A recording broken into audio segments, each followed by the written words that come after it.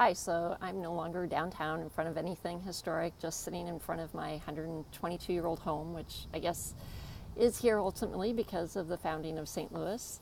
But I just wanted to explain why I picked the two locations that I did. The first one, the cathedral, I chose because so often in history classes, in high school especially, we are repeatedly told about the Plymouth colony and the Boston colony and how they were settled for religious freedoms. And I know that there were people that came across on many ships who were here for economic purposes, but ultimately what we're told in school is that people came here for religious freedom and not for economic gain.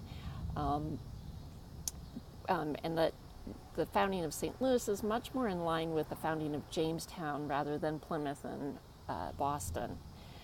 And I also wanted to mention that I picked Esther because I thought her story was just so amazing. Once again, we hear often that African Americans before the Civil War didn't have any agency, that they were slaves, that they had no control over their lives. We may have heard of Frederick Douglass and Harriet Tubman, who did amazing things. But Esther, too, as a woman who couldn't read or write, to be able to own property, to get more property, to have her own ability to take care of herself and her family was just amazing and a great story to hear. And those are sometimes the stories that we should be teaching more in history classes so that these people don't seem quite as remote.